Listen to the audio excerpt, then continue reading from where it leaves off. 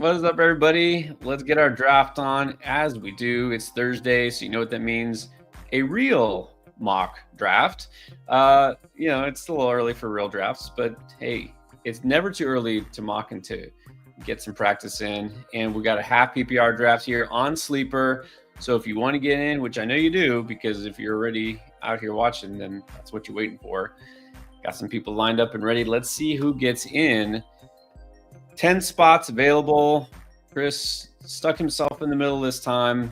I did not. I decided to go for the 11, get some sort of almost turn action. Are we ready to do this? I'm ready. Link is in the chat.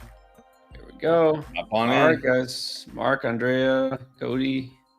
Let's see if y'all get in.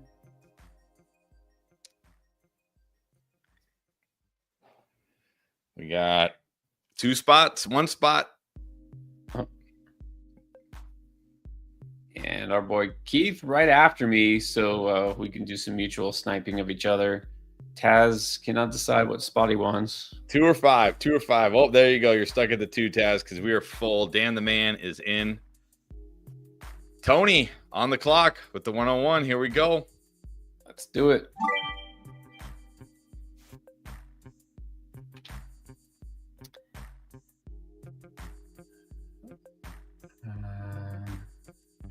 I don't know if you saw the thumbnail, but I put Jalen Hurts on the thumbnail, all excited.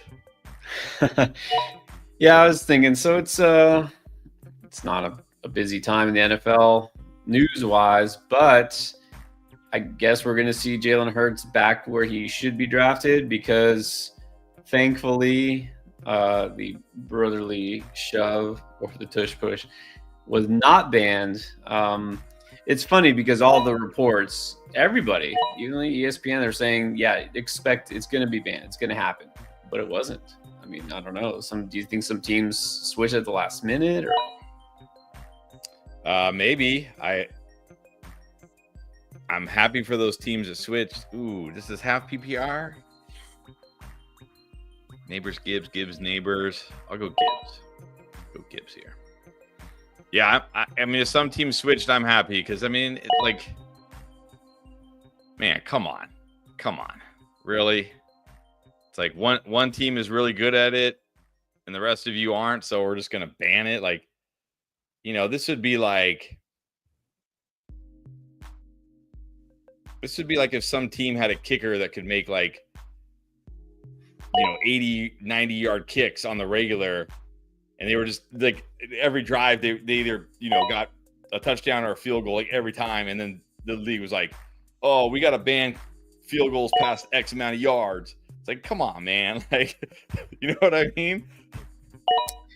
Yes, it seems. I just hate it. The fact that it's a rule that's very specifically targeted towards one team. That's right. All it is. Like this one team, they won. We don't like it. We're going to go cry and try to change the rules because we can't stop it. I mean, come on. What else screams a sore loser more than that? Nothing. And I'm sorry, Packers fans and Matt LaFleur. You guys are a bunch of babies. I hope you guys lose every game this year. Agree. Got no love for the Pack. And I think it might have been that because I don't think they're just guessing and making up. They talk to their sources and they get the rumors. They thought really they would have enough support to ban it, but also a report was that Jeffrey Lurie, the owner of the Eagles, made like an hour-long impassioned speech, and he broke down all the reasons why it was legal and fair and shouldn't be. So I do wonder if maybe some people, switched at the last second, felt guilty, or maybe he won them over with reason. I don't know. But yeah, there were 10 teams that didn't want it banned. So good for them. Yeah, good for them. Good for the NFL. Like you said, you have to write it in a way. Like they wrote it, and I know they changed it a little bit, but the first time they wrote it, they might as well have just said, like, if Jalen Hurts snaps the ball and lunges forward and his running back pushes him, that is illegal. Right? Like they might as well have just said that. It's like, you can't just say like, the person who takes the direct snap and then it's pushed by a player who's lined up behind him, it's like, okay, you're only outlawing one specific play. Again, this is what I always say. What happens when like a running back runs down and gets stopped at like the 2-yard line, but then his whole team pushes him into the end zone, pushes the whole pile into the end zone? That's going to be okay, but you're going to say that pushing the quarterback isn't okay? Like, come on, you either got to outlaw it all or leave it all. Right. Exactly. So happy to see that it's still in play, and I'm also happy to see all of the Jalen Hurts stocks I got in underdog drafts where he's going in like where I would get him in like the middle of the 5th round as the QB5 or something. Just absurd value on Jalen Hurts. Very happy with that. Yeah, I still thought it was kind of funny that his ADP did fall at all because of the worry of the ban, and we weren't sure what was going to happen, but even so, like, really, like, that's it. That kills his value. Yeah, this is a guy who like scored 10 plus rushing touchdowns every year he was a starter. It's just like saying as soon as Jason Kelce retired, well, they're not going to be able to do that anymore. Like, as if that was the secret. Anyways, so that's gone. Taz asking, what's the format for this draft? It's half PPR. What's the roster makeup?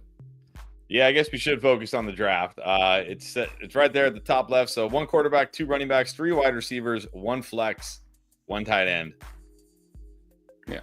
So you still need 3 receivers. It is half PPR. But running backs are flying off the board. Yes, they are.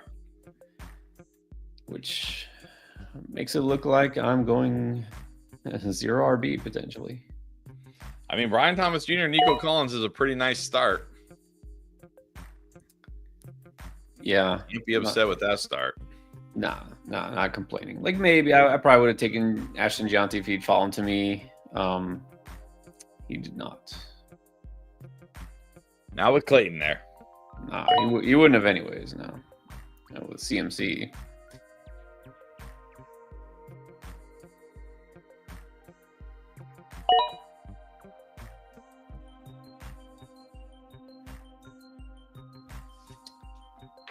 All right, so man, this would be a fantastic dynasty team. Amir Gibbs, Ladd McConkey, Marvin Harrison.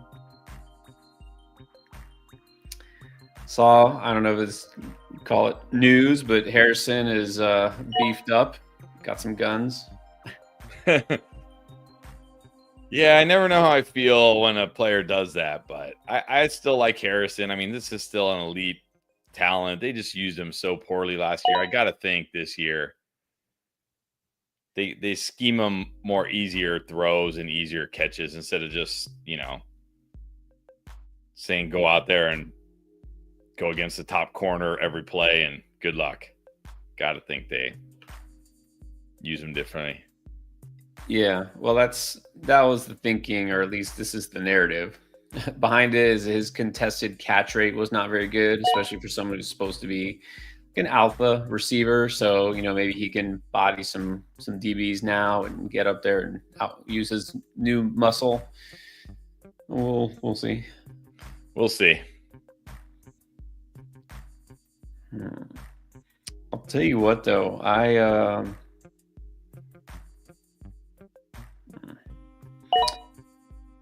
was a little surprised. I was doing a was it the Schnauzer, the underdog, doing one of those quick ones, and I don't know what caused me to pick Kyler Murray. I guess because he had fallen. I was like, okay, I really don't want Kyler Murray. I didn't have Harrison. I was like, okay, I take Kyler Murray. So I got Kyler Murray as my. I got to take Cook here. I took Kyler Murray as my first quarterback, and I was like, oh, well, let me see if I can stack him with somebody. Like, McBride was gone, Harrison was gone, so I'm looking like, who could I potentially get? Like, it's the exact same as last year. They did nothing. It's Michael Wilson and, like, Zay Jones. Yeah. Like, that's it. That's all they have. Oh, wait, and Greg Dortch. It's like, don't forget Greg Dortch.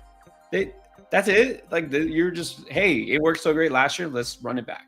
Like, come on. That's it. That's another reason. I mean, that's the thing. I just got to think, like,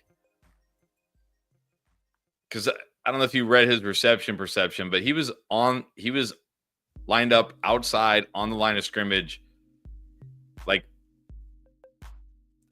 almost every time. Like they rarely moved him around the formation. They rarely got him easy mismatches. They rarely gave him easy throws. He had 0 screen catches. They didn't throw one screen to this guy. Like you didn't just say like, hey, let's just get the ball in his hands and let him do something the whole season.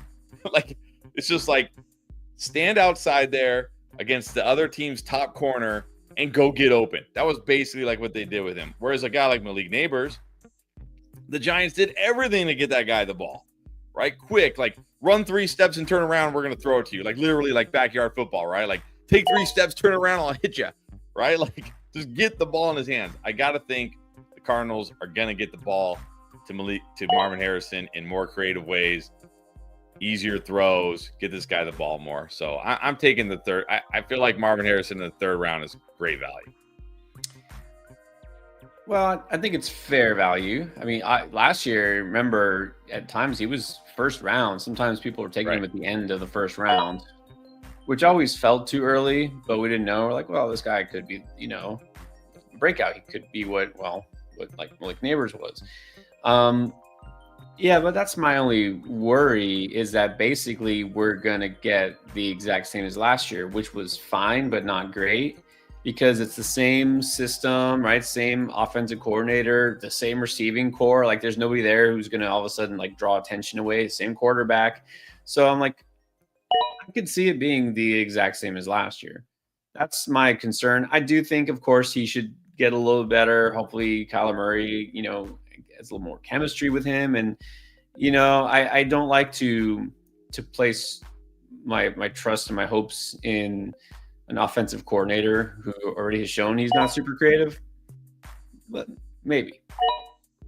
I don't know. I'm buying in. I'm buying into the talent. I'm buying into the year 2 breakout. Well, at least you can get him a little bit later here. Yeah, he's going to be, he's going to probably be your wide receiver 2 in most drafts, unless you go running back. So it's not like, last year where you're paying 1st round price for him. Exactly.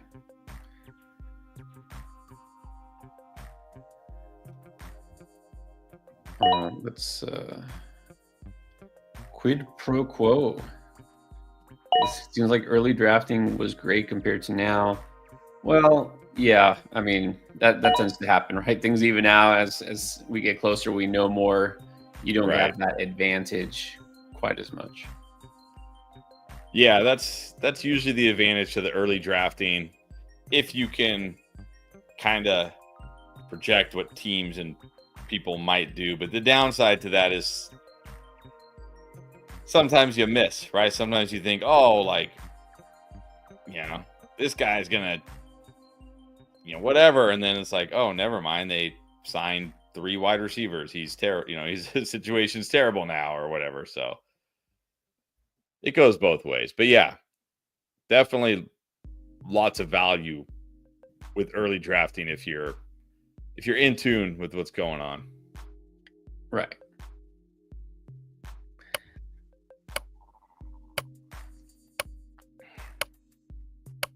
Go Taz, you got 3 seconds. No. Ooh, last second Addison pick. Don't hate it. Don't hate it. Man, okay, so we know Pickens is gone. But the Steelers still have no QB. Are you in or out on DK Metcalf right now? As soon as Aaron Rodgers rolls up and goes to that press conference, or he probably won't even do that. He'll just go on the McAfee show or whatever. No. Yeah. As soon as Aaron Rodgers becomes a quarterback, which seems like inevitable at this point because they have nothing else. Like they don't even have like Kenny Pickett. Like no, I don't know who they have technically on the roster still.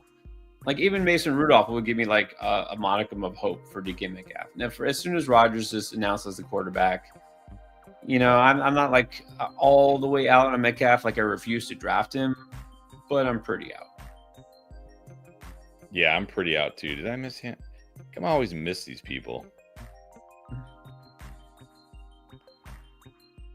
Like, see, he's been drafted. All right.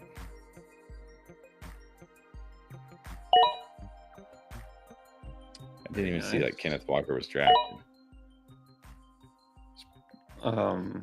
Yeah, I'm pretty close to out on DK Metcalf too. It's just yeah, I am too. I think you have to be. My worry is that my boy Caleb Johnson is going to be held back by the offense in general, because I like him and he's got the perfect opportunity in terms of the offense. But, you know, in general, if offense isn't scoring points and can't move the ball, then that's not good for the running back. And I feel like the Steelers might be one of these low-scoring teams because they have a pretty good defense. They're not going to have much of a passing game. You know what I mean? So I'm still in on Dynasty for sure, but yeah, I'm going to definitely try to be realistic for redraft. Yeah, Steelers offense probably going to be a pretty bad offense again. Okay, I'll take a swing here. Want to know a guy I'm still very conflicted and maybe confused about. Chris Olave. What do you think about Chris Olave, who the Steelers apparently inquired about, right? Getting him. So he's still the number one in New Orleans, catching passes from like 4 different quarterbacks, though. Yeah, I can't do it. This is probably going to be the first year where I'm out. So he'll probably smash.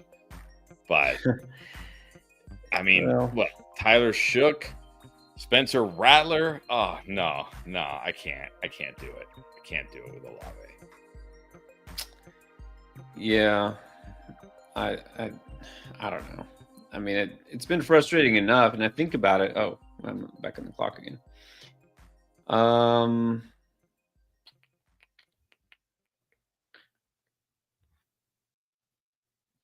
Yeah, I just don't. And the other thing you have to worry about with Olave, and like I know, injury, anybody can get hurt, but this guy with the concussions, like you got to really worry about, like him getting like a concussion and missing weeks. Yeah, that's what I was about to say. I mean, already he's been frustrating because of that, the injuries, and then like I thought about it because. Okay, the offense obviously hasn't been that good, and you can blame Derek Carr. And I'm like, look, honestly, by the time this season is all said and done, are we really going to think Derek Carr was worse than Rattler, Hayner, Shook, whatever? I don't know. I don't see how it can get better for Olave. Exactly. That's why I'm out. I'm like, I mean, at least Derek Carr was somewhat serviceable. These guys may not even be. I mean, we know Spencer Rattler and Hayner are not even serviceable. Like we've already seen this. So now it comes down to, can Tyler Shook be serviceable or not? That's a big question mark. All right. Well, Keith says he wanted him. Says that I sniped him on Olave.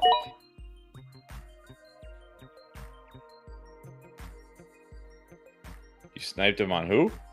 On Olave. Oh, man. I don't think I'm going to get sniped on Olave one time this year. Andrea is saying she traded Olave in Dynasty. Yeah, that's where he's really tough for me is Dynasty because he's still young. He's still talented. But, of course, there is the worry about, like, concussions. Like if he has another serious concussion this year, does he just walk away from the game? And of course, there's serious question marks about the quarterback play.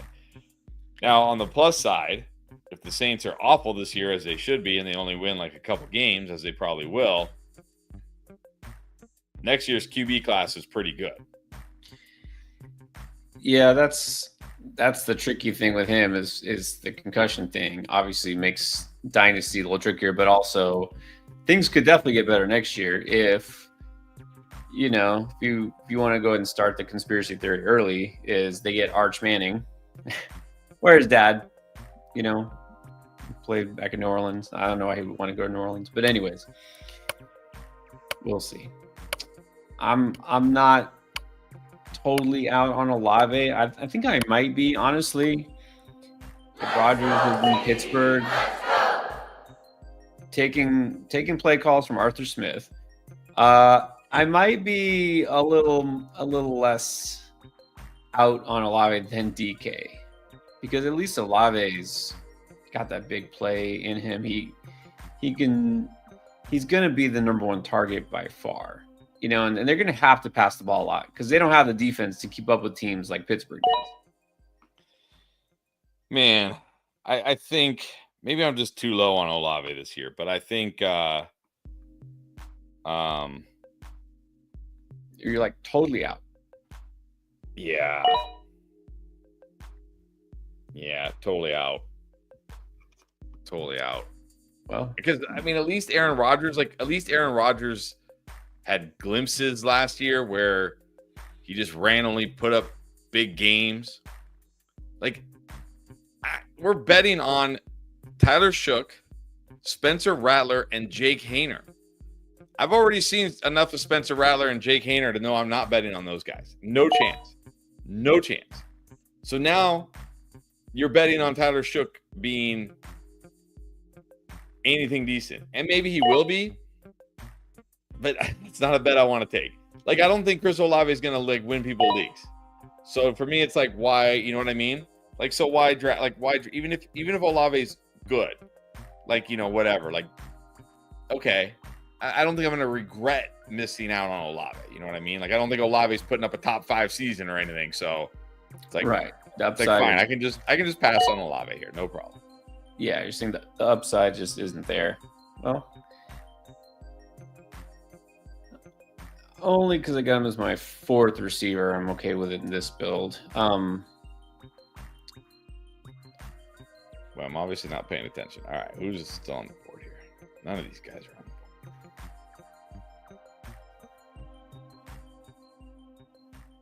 Oh, yeah, he is. How come when I... Oh, because I was on... Oh, hold on. All right. I was on the wrong... Troy was questioning your 5 straight receivers. You're going hero RB.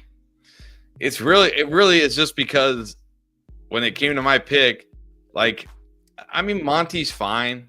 Kamara's fine. Swift's fine. Like, these guys are fine. But I just really like Ridley this year. I think Ridley... I talk about it in a video. I think I talked about it in yesterday's video, actually. Calvin Ridley led every wide receiver last year in unrealized air yards. Over 1,000 unrealized air yards. Over 1,000. And he still had 1,000 yards last year and like 4 touchdowns. Now imagine if Calvin Ridley gets 300 of those air yards, which is still a very low percentage of those air yards, and gets like 6, 7, 8 touchdowns with Cam Ward. He's gonna smash that ADP right there. So, look, I wasn't on Ridley last year because his quarterback sucked, and I'm like, his quarterbacks suck. I don't want Calvin Ridley, but now he's got Cam Ward. Come on, dude. This feels similar, not exact, but similar to Terry McLaurin last year, who had over 800 yards of unrealized air yards before he got Jaden Daniels, and then looked what happened. And when you look at the Titans pass catchers, yeah, okay, Alec Amanor, he's fine.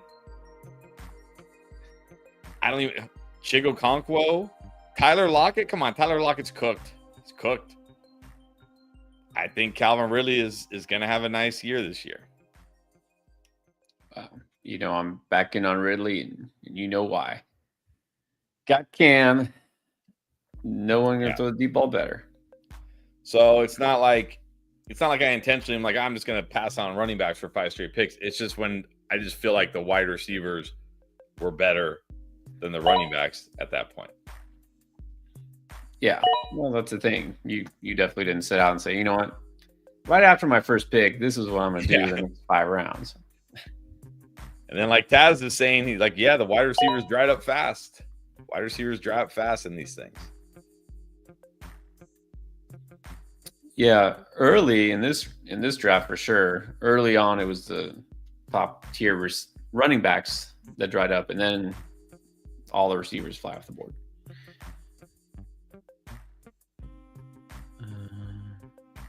Yeah, I mean, we're already at Cooper Kupp, Stephon Diggs range. Yeah, I think. Well, I don't want to say anything before people have been picked, but yeah. What is up, Roberto? What's up, Roberto?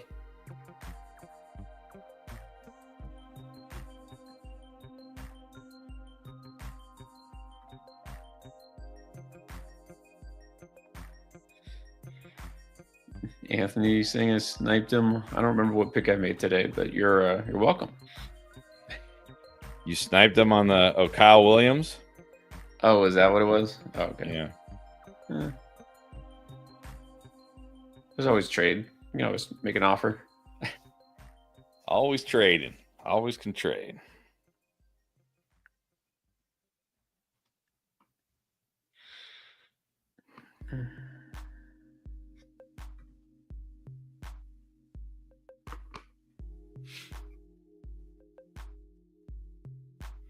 Yeah, but until I realized Travion Henderson was still out there, I was going to take Pollard.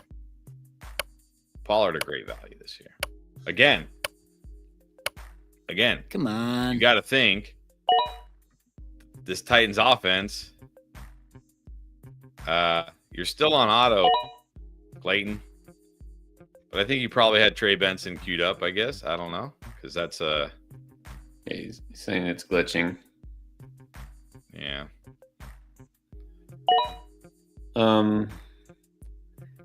Well, I don't think it's really surprising to hear, but it did say, I guess, formally announced that there's going to be a timeshare for Tennessee's Pollard and Spears. Stop this. You're not buying that? I'm not buying that. I'm not buying that. Why? Like, why now? Why now would it be a timeshare? It's not like they have a whole new coaching staff, new offense. It's still Brian Callahan. It's still everybody. Like, Tyjae Spears barely touched the ball last year until Tony Pollard missed time. Right. You know, I mean, Spears does deserve carries. He looked really good for a while when he was the guy, but Pollard, I still think, is a little bit better. I mean, of course, every team basically nowadays, almost every team uses two running backs pretty consistently, but I feel like it might wind up being more like a hot hand approach, not so much a 50-50, like we're going to alternate series or whatever. So I do think they view Spears a little bit more as like the pass catching back and Pollard more in the early downs.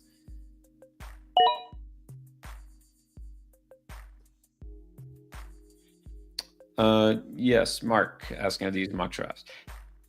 Just mock now. We got still a couple of months till we get close to the real drafts, but when it comes time, we'll definitely be doing more mocks, but also some real drafts.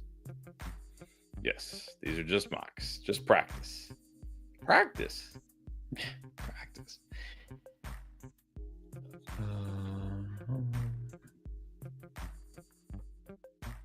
Clayton, not happy about the Henderson pick. I actually had him queued up as well. Yeah, happy to get Henderson there, honestly.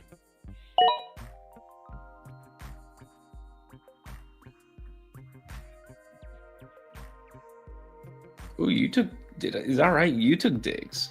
I actually don't mind Diggs this year. I don't think Diggs. Wait, when did that happen? When did this happen? This is news to me. When did you all of a sudden say you're in on Diggs? What happened? Okay, I didn't say I'm not in on Diggs, but I think Diggs. Like, I don't like Diggs nearly as much in best ball because I don't think Diggs is going to have like big spike weeks. But I think in a redraft league, I think Diggs will have a solid floor. Fair enough. You think he's ready week one? No, probably not. Probably not. But that's okay. He's like my wide receiver 6. Well, yeah. Well, obviously you don't want nobody should be trying to draft him as a starting receiver. You want him, if you can get him late. So definitely the value matters. I mean, obviously they got him no matter who else they drafted, like Kyle Williams, where he's going to be the number one target by far. Just the question is, what is he going to do with those targets? I think the intermediate game, he's still fine. He should still be okay, even with their injury. Just the big play and the explosiveness may not be there. That hasn't been there for a couple of years. But like we saw in Houston last year, I think he can give you those intermediate, like I said, a floor. He can give you a floor, a weekly floor. Yeah.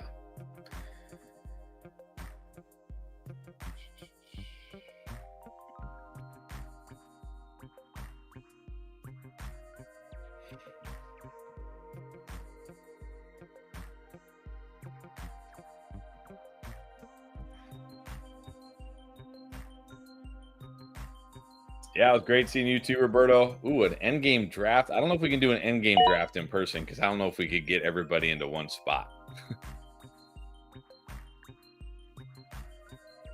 Yeah, just the logistics there.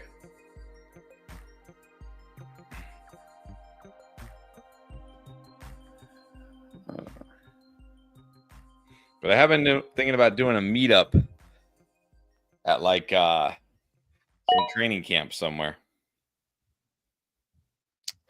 Not a bad idea. Well, summer's good for me, you know that.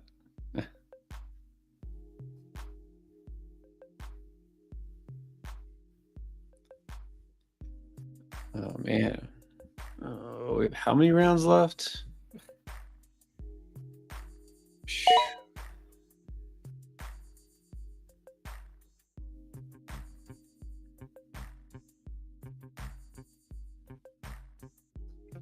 This is not. You don't want to be desperate for wide receiver right now. No.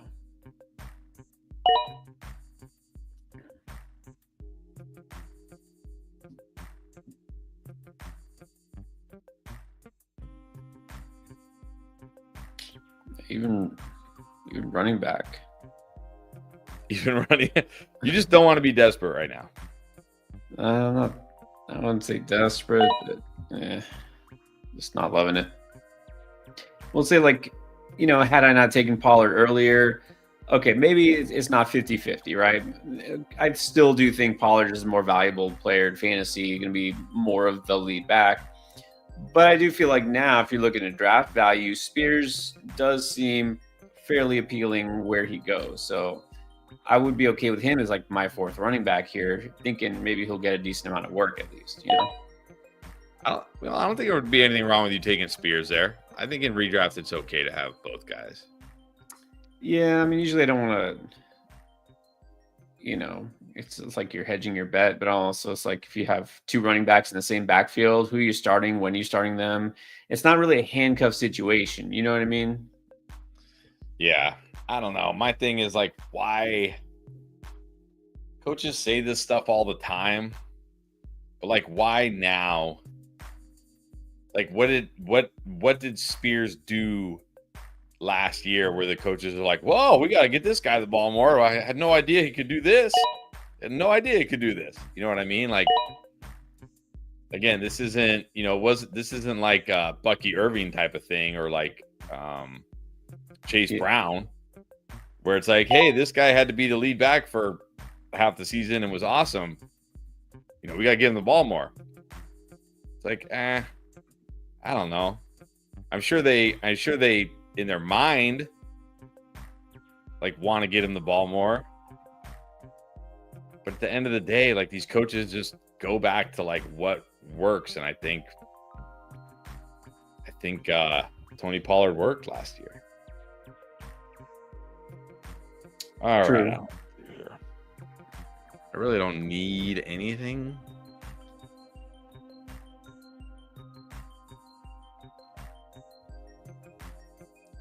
All right. Well, after saying all that, I'll take Spears. He's at least a high-end handcuff. See, that's what I'm saying. Look, staring at right now, like all the other options are like, it's pretty good. Yeah, I mean, we're this deep in the draft. I didn't want to go like another rookie here, running back here. Like, yeah, I can't have Jahmyr Gibbs and a bunch of rookies. No, not too many. It's not best ball. Right. Yeah, when you're looking at like Rico Dowdles and Jerome Fords and Austin Eckler's, Spears is a little more exciting. Yeah, definitely.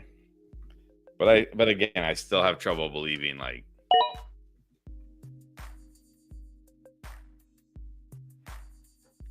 that we're gonna see more Spears.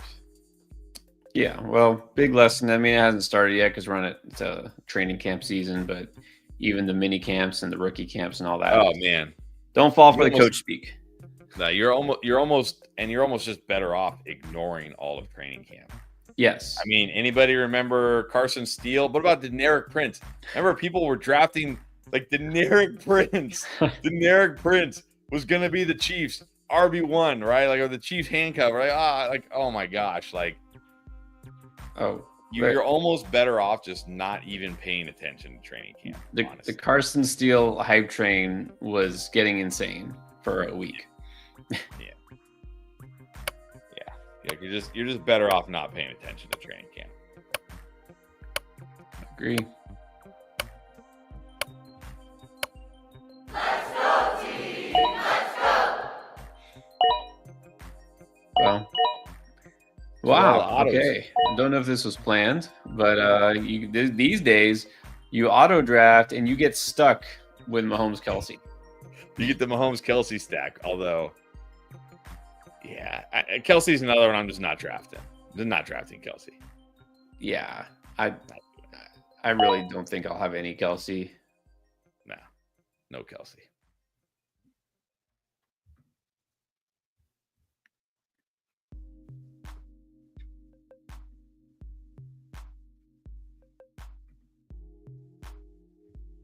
Trying to think who else was getting like. Who else was getting crazy hype last year that did nothing? Like, who was getting crazy? Like, okay, other than like players we know are good, like, because this is what I always say about training camp and preseason. If you're on the field in preseason making plays, that's usually a bad thing because it means you're probably out there with like the second and third team. Right. You're not a starter. Usually it's the running backs. You know who got a ton of hype was Kamani Vidal because everyone thought, oh yeah, well I fell for the Vidal hype. Chargers RB1. Well, you know who I felt also, and it's happening again. This is like it's never ending. Last year Blake Corum, and so this year I'm like, that guy's a bum. But they got this guy in the fourth round, Jarquez Hunter. He's going to be the next Kai Williams. It's going to happen. Yeah, and I'm kind of you know what? I looked for Juwan Jennings. I even searched for him. I didn't find him. I didn't know he was still out there. I'm like, I would have picked Juwan Jennings like 2 rounds ago. But it's all right. I already got 6 wide receivers. But yeah, there's always, yeah.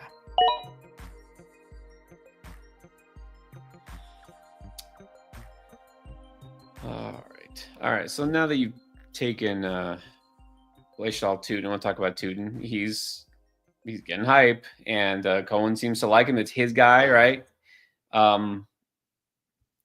I've been taking him. Like, I'm not gonna lie, but I guess my bigger question is, what do you do with? Do we just like ignore Tank Bigsby now? Because now I wonder if week 1 he's a starter, and what if he looks decent? And are we just gonna bypass the guy who's actually the starting running back on the team? No, because I think Tooten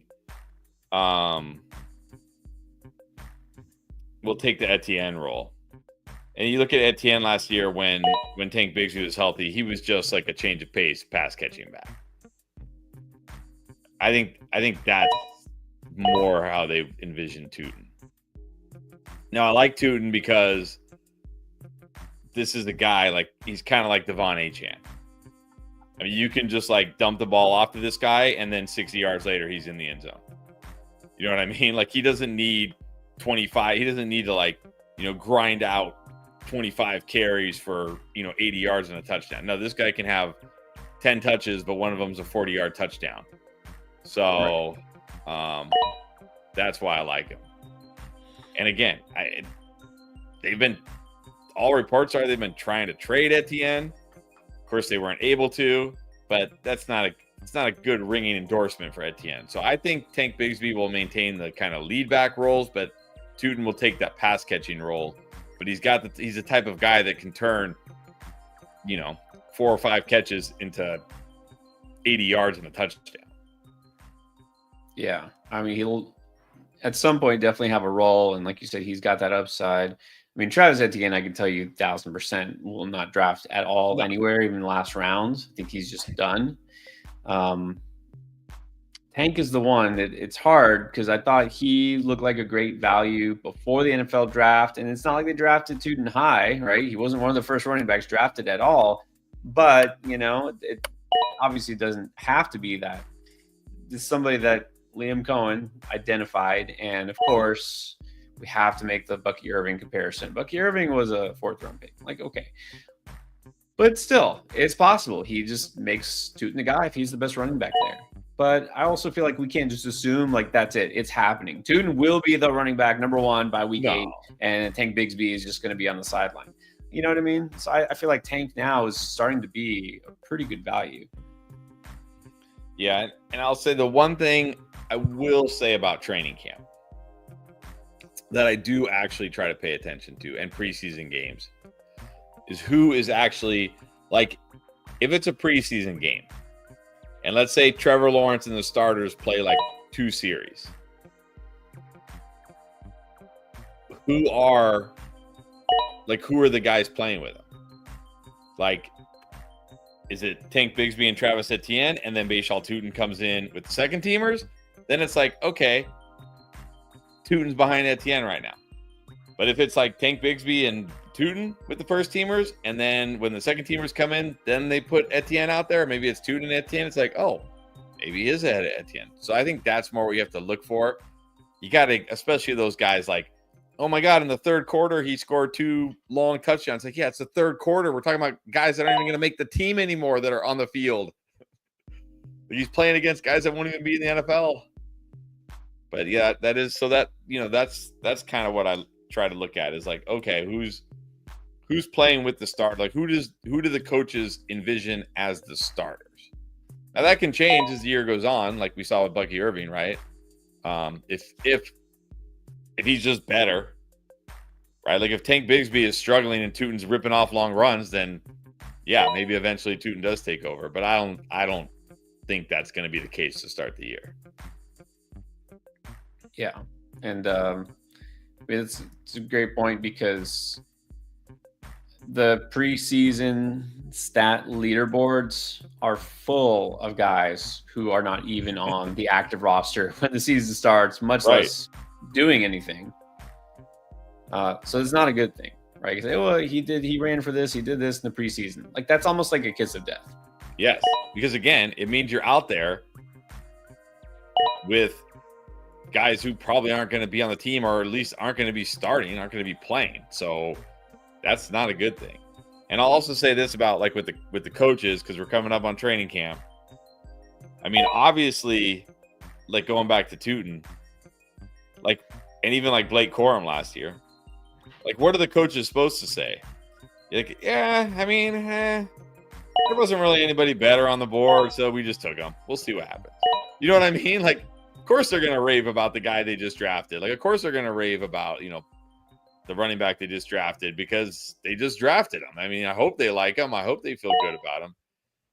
But at the end of the day, what really matters is production and I think I like I'm going to go Purdy. Production. And if one guy, like, again, I'll use Bucky Irving as an example. If Bucky Irving is outplaying Rachaad White, eventually Todd Bowles and the coaching staff just has to give Bucky Irving the ball more, whether they planned on it or not, if they care about winning, at least. So, exactly. The problem was with Kimani Vidal. I mean, look, Gus Edwards was terrible last year. J.K. Dobbins was good, which was unexpected. Yeah. Weird that J.K. Dobbins is not on a team right now. But Gus Edwards was horrible. But Kimani Vidal might have been worse. We couldn't even get. That's why he couldn't get on the field. It's like it doesn't matter what plans they had for him. When he's out there running for 0 yards of carry and not breaking any tackles, it's like we can't give you the ball. Yeah, no kidding. Yeah, I looked it up because I always am curious after I bring it up. Bucky Irving last preseason, 80 yards on 18 carries, 4.4 yards per carry. That's pretty good. Fantasy points at the running back position in preseason, he was 48th. Yeah. So don't take that too seriously. We got a long time before the preseason. But let's get to these teams. We're done. Just like that. And by the way, thank you, Tony, for taking my handcuff with Ray Davis. And then Mark for taking Dylan Sampson. Totally didn't want both of those guys. But that's okay.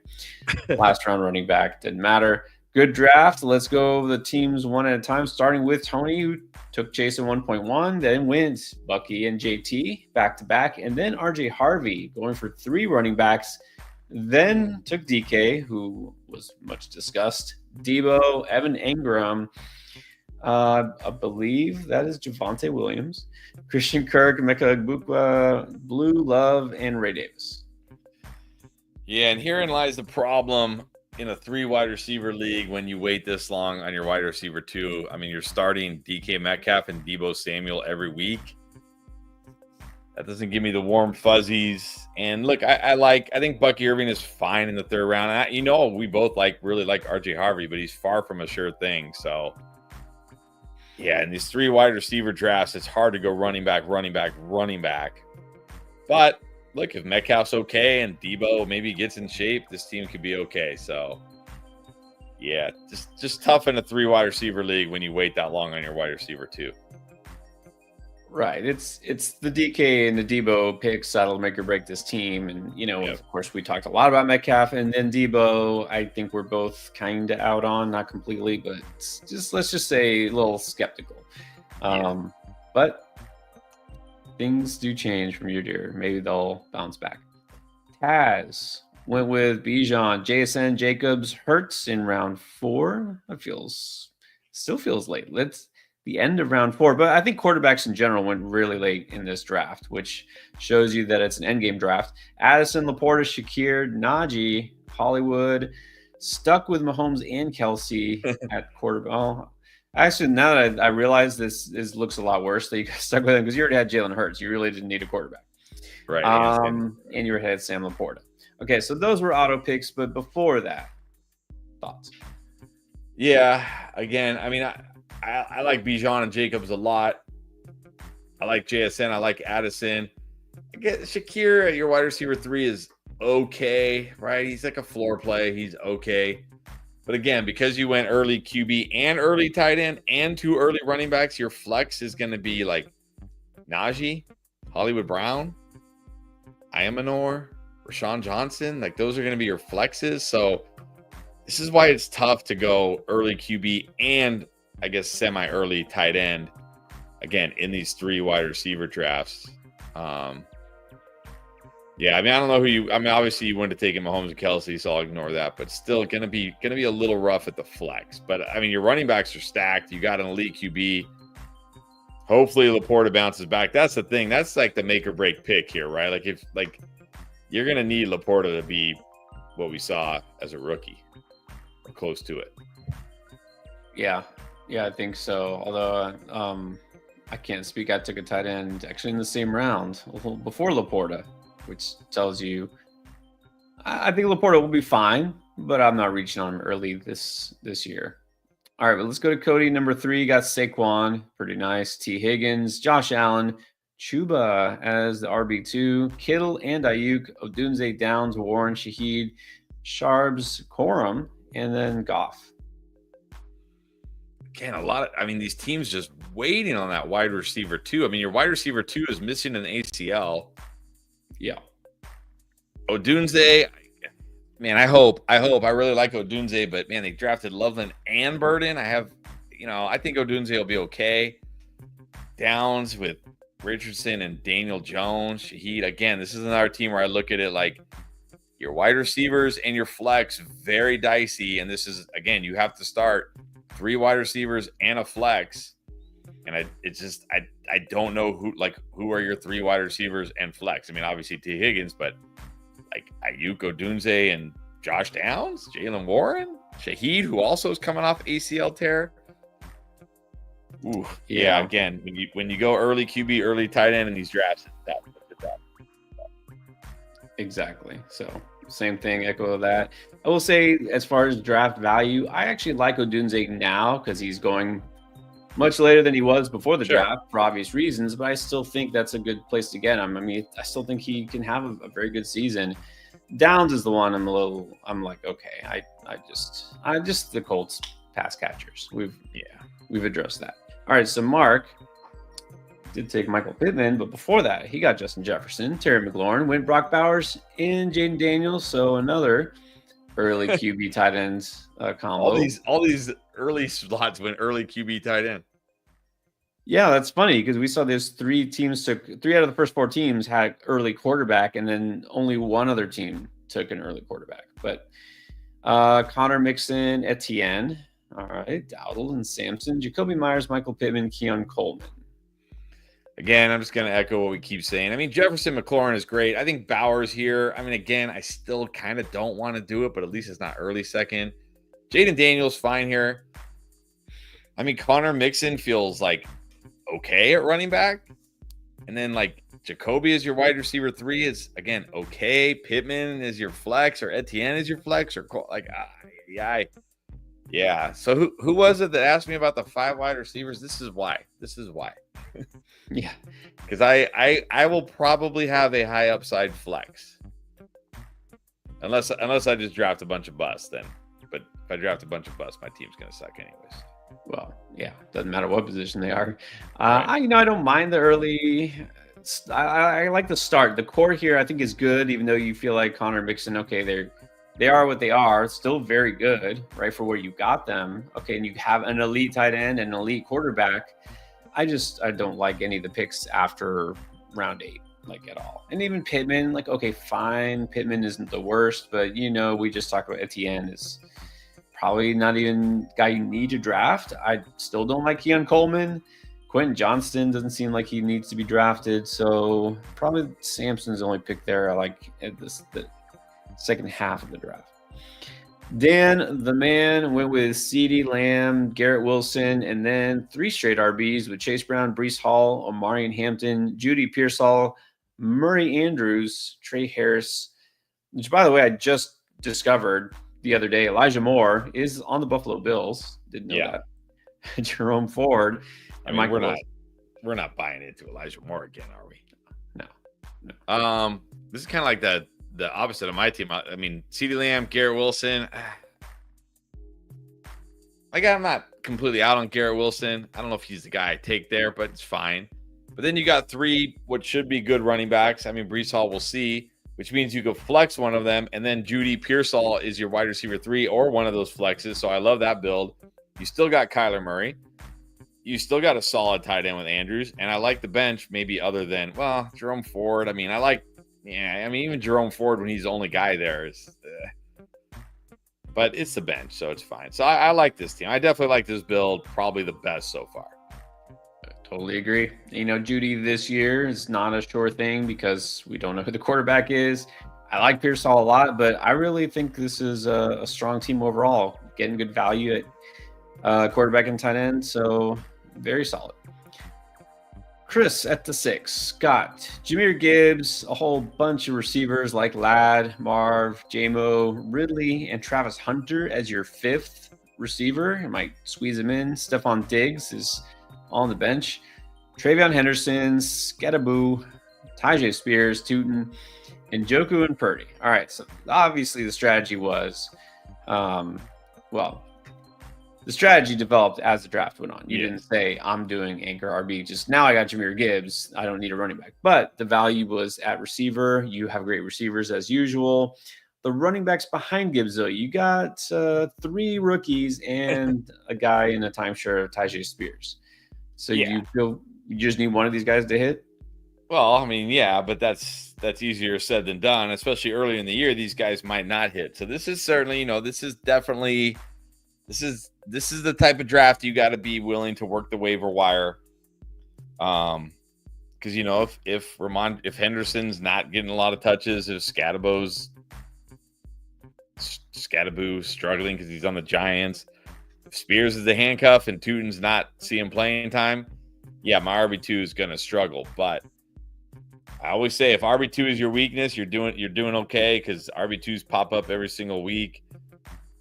And this is a team that, again, when you have this kind of build, yeah, it doesn't give you the warm fuzzies coming out of the draft. But if my wide receivers hit and Jahmyr Gibbs does what he's supposed to do, and I find an RB2 throughout the course of the season, or one of these guys hits, then my team's gonna be a monster. There you go. All right, Diesel at the 7. Neighbors, Evans, Keilan, Devontae Smith, Monty Pickens, Aaron Jones, B-Rob, Jonnu Smith, Luther Burden, Dak Prescott, A.D. Mitchell, and Cam Ward. I mean, I like it. Again, you're talking about George Pickens as your flex. That's the exact kind of guy you want in the flex, right? That very high upside flex, the guy that can win you weeks. Keilan and Montgomery is great at running back. I mean, Aaron Jones, Brian Robinson, solid behind him. Jonnu at tight end. This probably is my favorite team so far, even over my team. That's exactly what I was gonna say. I think you're solid basically across the board, and this just reinforces what we always believe, that you don't really need a tight end super early or a QB. It's nice to have that elite QB, but especially if you do both, then your flex, your wide receiver 3-4 looks a little shakier. All right. At the 8, Twisted Bliss with CMC. What do you think about CMC 8 overall? Yeah, this is where I start to go like second round CMC all day long. Here's where it's like, okay, I mean, you're sort of playing with fire, right? Like, yes, he could be better than this, but yeah, not. I guess I'm trying to say I wouldn't take him this early. Well, this is where, if you believe the coach speak, they said they're going to get him the ball as much as possible. Well, I don't doubt that one bit. It of course comes down to CMC is the easiest player to project every single year, because it literally comes down to if he stays healthy, right? You don't have to try to project like how many touches is the offense any good. No, it's just if this guy plays 17 games, you're going to love this pick. If he misses half the season, you're going to regret this pick. That's literally what it comes down to. All right, well, CMC. Risk taken, and we'll see what happens. Got HN then. So after double RB went Lamar at quarterback. So then the receiver core looks like Zay Flowers to go with Lamar, Jalen Waddle, Jaden Reed, Jalen McMillan, Cooper Kupp, Juwan Jennings, Josh Palmer. Yeah, Jennings, like you said, by the way, against Sleeper, it's not perfect. It's our choice, our platform of choice to draft, but the rankings are a little weird. So Juwan Jennings, for some reason, is just like buried in the rankings. Juwan Jennings was drafted after Elijah Moore. Just take that forward. Yeah, which is weird, because I even searched for him, and Clayton said he searched for him too, and I didn't see him. So I don't know if you have to type in his whole name or what, but I'll say this. Like CMC Achane is fantastic at running back. Lamar, fantastic. Flowers, Waddle, Jaden Reed, Jalen McMillan, Cooper Kupp. Okay at wide receiver, but getting Juwan Jennings in round 11 kind of bailed this team out at wide receiver. You're not normally going to be able to do that. But again, this is a team where, like, if Zay Flowers has a nice year, if Jalen Waddle bounces back, if Jaden Reed is more consistent with those two running backs and Lamar, this could be a very strong team.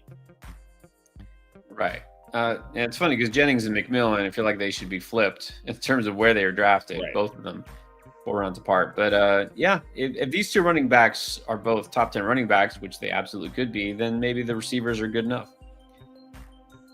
Clayton went with his guy Jonty, and then London Rice, Tyreek Hill, Ted McMillan, Burrow, and then at running back, Caleb Johnson, Trey Benson, Jordan Mason, your guy, Jack Besh, Coker, Kincaid, Devin Neal. Yeah, I like this draft a lot. I mean, I'm not really in on Tyreek Hill, but Tyreek Hill at the 4th round, sure. Let's gamble. Let's see what happens. Got a good QB. I like Kincaid a lot. I like the running backs on the bench. I think Benson was probably an auto, probably not who we would have taken there because you can usually get Benson later. But, I mean, you got Genty, Caleb, Jordan Mason.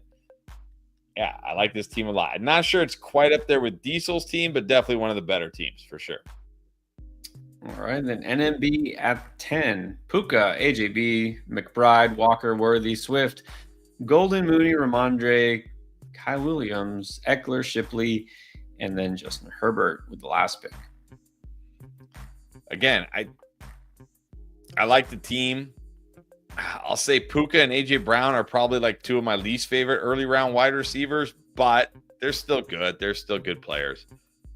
But you got McBride. I love Kenneth Walker. I think Worthy is your wide receiver 3. Perfect. You want that upside. Swift looks like the RB1.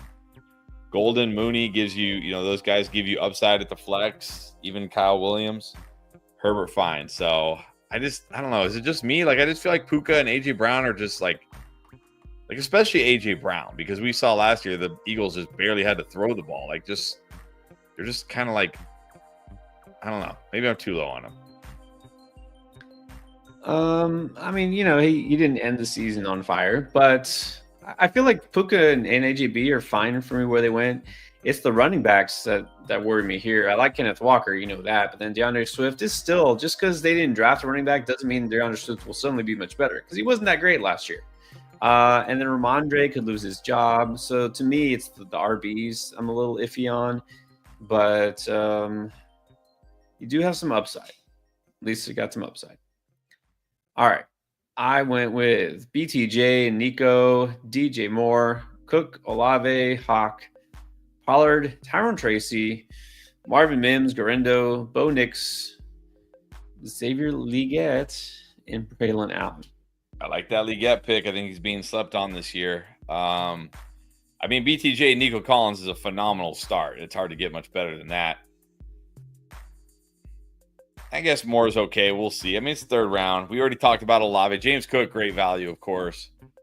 Hawk, again, I just don't feel like I need to take a tight end this early. I think I'm just waiting. Like Hawk, I can just get I can just get Njoku or Kincaid later. But we already talked a ton about Pollard. I did not know you liked Tyron Tracy this year. I know you're in on Nick, so that's nice. And yeah, Leggett. So yeah, definitely a good team here. Definitely a good team. Well, the couple of picks that I made where I'm like, I just don't like anybody else here at running back, and that's what I still needed, was the Hawkinson pick. I probably could have just taken Mixon and be fine with that. But I kind of feel like Pollard on the way back is not too different, or Aaron Jones. I thought maybe I'll get Aaron Jones. I didn't get Aaron Jones. I do kind of like Tracy. I think that if Scatterbo just winds up being okay, then it's still Tracy's backfield. I think he's got some explosiveness, so I'll still want to take shots on Tracy. And then there's Keith, Sun God, Derrick Henry, Devontae Adams, Cortland Sutton, Chris Godwin, Kamara, Baker, Judkins, Ferguson, Bateman, Tank, Tillman, and Tyler Algier. So, no joke, while the draft was going on, he took Sun God Henry. I was like, man, that's such a good start, right? Sun God Henry. And then he took Adams. I'm like, oh, man, that's awesome. And then he took Sutton, and I was like, oh, man, really? Sutton? Like, Sutton's fine. He's fine. It's good. I just, he's like, again, he's like, gives you a floor. Gives you a floor. It's fine. I don't know. But then you did take Godwin, you took Kamara, you took Baker. This is a good draft. I don't know about Ferguson. I don't know how I feel about Ferguson this year with Pickens, but it's not the worst tight end. So this is definitely one of the best drafts for sure. One of the better drafts for sure. Oh yeah. No, absolutely. And I was between in that 3rd spot, DJ Moore, Devontae Adams. I've been taking Adams a lot there. So decided to try on Moore and see how that feels. I think Adams is probably the better pick. I'm fine with Sutton. Look, Sutton, I think, has a ceiling because he scores so many touchdowns. And, for a while, he was scoring like every single week.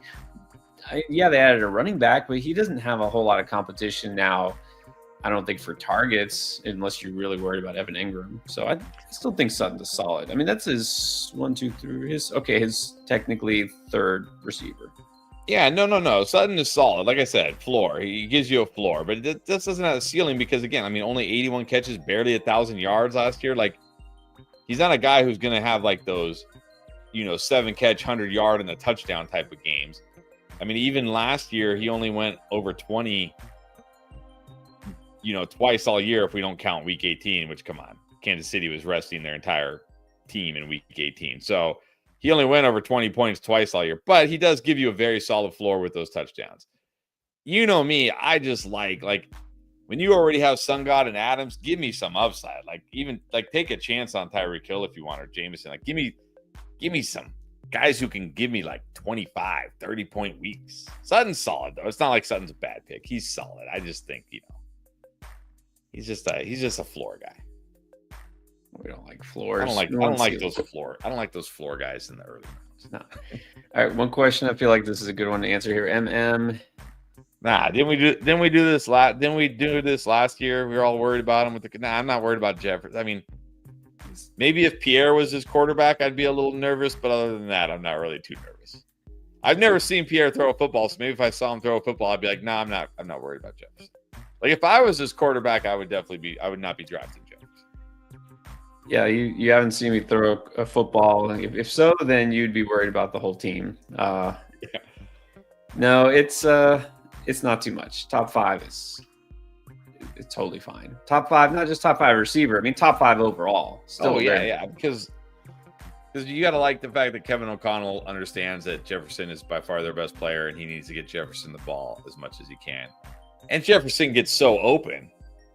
Right. And that's the thing. You don't have to be like a McCarthy truther or anything like that to think it doesn't matter. We have seen over and over again that any quarterback can get Justin Jefferson the ball. You just throw it in his general vicinity and it's fine. Exactly. All right. Well, we had fun. Hope you did too. And check us out for the next one. We'll do it again. Notifications, put them on so you know when we go live, and subscribe if you haven't already. Still got content coming out every single week, all year round. So look for all those videos, and we'll see you on the next draft.